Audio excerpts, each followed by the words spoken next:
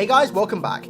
Today I want to present a theory that I've put a lot of thought and research into, and that is whether the Halo universe could be stuck in an infinite time loop.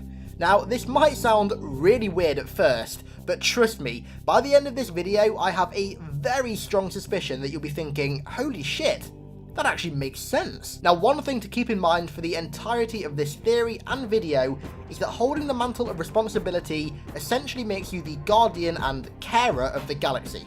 Remember that. So before we start, don't forget to leave a like. I'm sure this video is going to earn it. Let's aim for the usual 500. So, how are we stuck in an infinite loop? Well, it all begun with the Precursors. Being the seeders of the galaxy, they created all the races and species and put them in the galaxy to live among each other.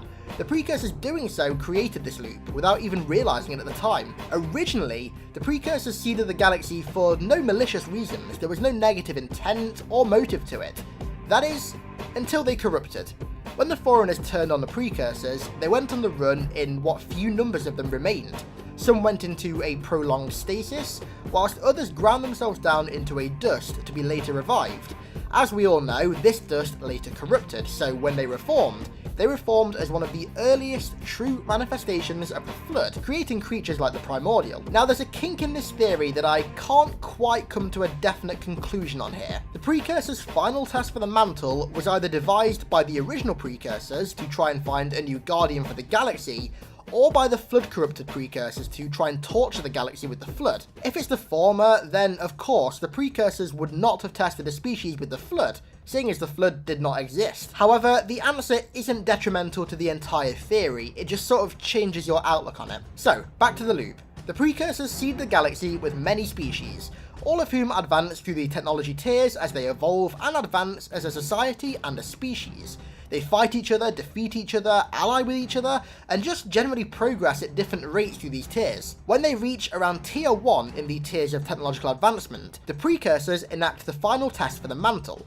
The reason it happens at this technological tier, tier 1, is because no other known species has ever reached tier 0 aside from the Precursors, and seeing as the Precursors were holding the mantle when they created this test, it could be seen almost as a test to replace them. If a species were to pass the test, it would prove that they were a more adept and fit species to guard the galaxy, and thus should replace them. However, due to the responsibility, quite literally actually, of holding the mantle, and the massive leap from tier 1 to tier 0, the test would obviously be very, very difficult. We know this test as the Flood being at peak strength, but like I said previously, the original Precursors could have meant it to be something entirely different, as the Flood didn't exist. So the test happens and no species in the galaxy is yet to pass it. Granted, technically only one, soon to be 2 species have ever faced it, but it's yet to be passed. Now, this is a little speculation here, but given what the test is, it makes sense. If you pass the test, great. You get the keys to the galaxy, unlimited potential as a species, the ability to transcend to tier 0, and of course, the mantle of responsibility.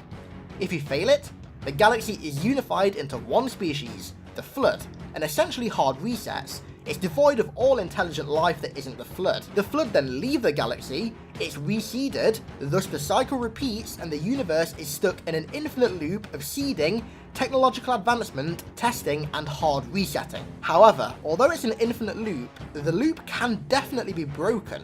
All it needs is for a species to succeed the final test, and the galaxy won't be hard reset. Defeat the Flood, and not holding the loop together is cut, and evolution and advancement can continue as is. So, in quick summary, the loop is created by the Precursors seeding the galaxy with species. These species evolve, fight wars against each other, and advance technologically until they get to the point where they're advanced enough to be tested for the mantle. The test comes in the form of the Flood, or at least as we know it, who ultimately succeed, resetting the galaxy, thus causing it to be seeded again and begin back at square one.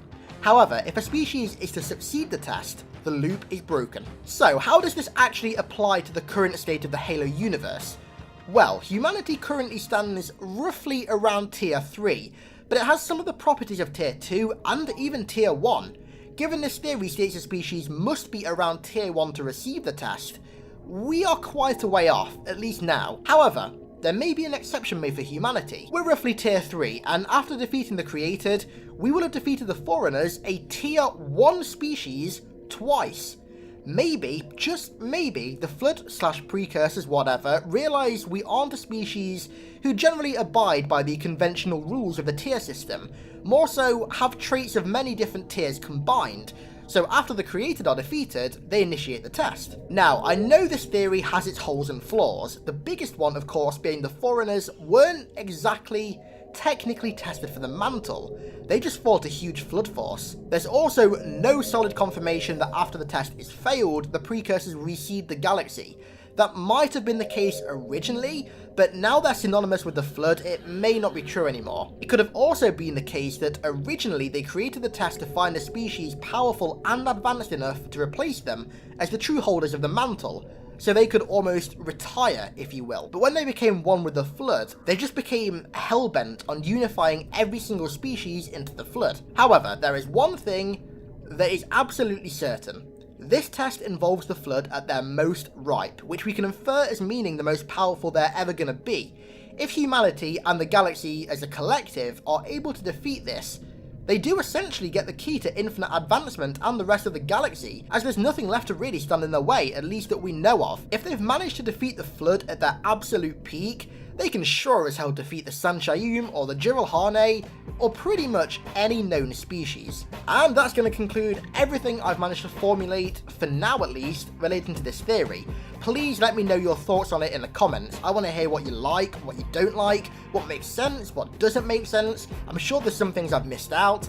The best part of coming up with a theory like this that you really think has some weight to it is seeing all of your constructive responses to it, positive or negative. If it's constructive, I absolutely love it. Also, Tower, if you're watching this far in, I'm fully expecting your incredibly realistic theory debunking comment down below. Please don't disappoint me, dude. Thanks a bunch for watching, guys. I really hope this theory lived up to expectations and all the hype that I gave it over Twitter.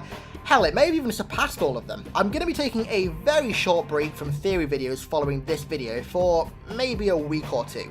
In the meantime, I'm going to cover all of the notable Foreigner wars in a very cinematic style, which is something that I'm really into doing at the moment, if you've noticed. I'm going to start with the Foreigner Precursor War next week. However, before that, the next video is going to be a discussion surrounding our hopes and expectations for Halo 6's story, with someone that you might recognise, Mr. Halo Cannon himself. So, I hope you look forward to that video. It should be up around Saturday. I'll see you then.